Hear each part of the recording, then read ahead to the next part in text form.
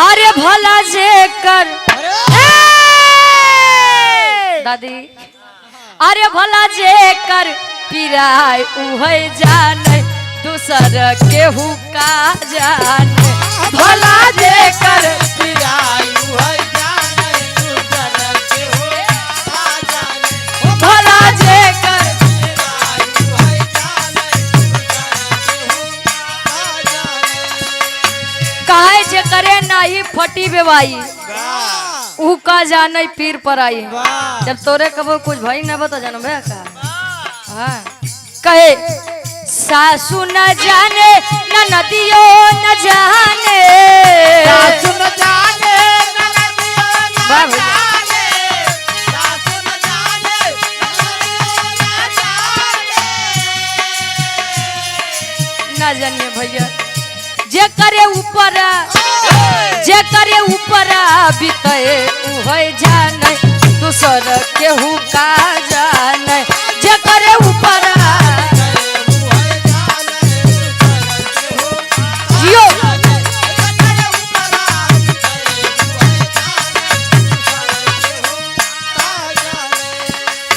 और आप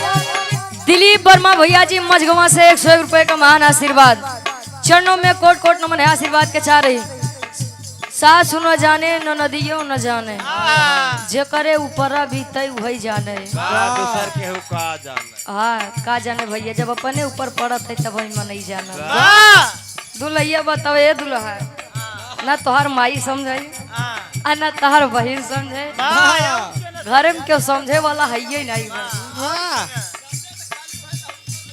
बतावे और आप बड़े भैया रोहित बौद्ध जी भैसौली से आपके द्वारा 51 रुपए का महान आशीर्वाद कहे जेठी न जाने जेठानी न जाने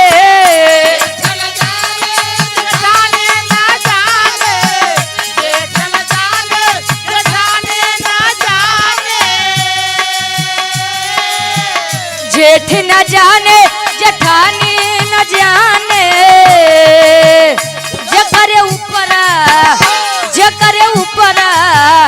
जे करे ऊपर बीते उहे जाने दूसर केहू का जे करे ऊपर और आप आदरणीय परम सम्मानित गार्जियन जी आप अजय साहू अध्यक्ष साहब नमकीन भंडारी आप गार्जियन जी के द्वारा इस भाव को समझते हुए हैं 101 रुपए का महान आशीर्वाद का करवा चखना काम में आई ए हो ललन तोहर चितवन कैसे ए हो ललन तोहर चितवन कैसे ए हो ललन तोहर चितवन कैसे और आप आदरणीय परम सम्मानित राम वदन पाल जी धारूपुर से गार्जियन जी के द्वारा 51 रुपए का महान आशीर्वाद लड़का जब जन्म लेते आवत थी अच्छा आज के जनरेशन वाली लड़के कहिए दादी ए चाची तोसी नहीं लहा तनी हम से लहाई देखी लही जाए तो ठीक ही बना लहात कोनो बात ही नहीं हाँ लड़का ले कहीं लड़कवा तो जैसे हवे तने में दुल्हा उल्टे खोपड़ी के रहन कहीं हम तो जानते ही रहे वाह हम तो जानते रहे तोर चरित्र तने हरे गड़बड़ रहे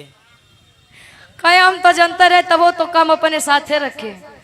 अब दुल्हैया कहे तोरी जैसा सकिया इंसान हम देखबो ही ना भाई वाह आए दोनों जने ये झगड़ा करत करत मामला पहुंच गया हाई कोर्ट तक ओह जज बेचारा कपारे हाथ रख ले दुल्हा काहे में करे साथे रहबे न करब दुल्ही कहते का न रहबे हम खुद ही तोरे साथे न रहब अब जज बेचारा सोचत बा ठीक है तू अपने माई घरे चली जाए ई बताओ जवन ई लइकवा भवा ऊ कहाँ जाई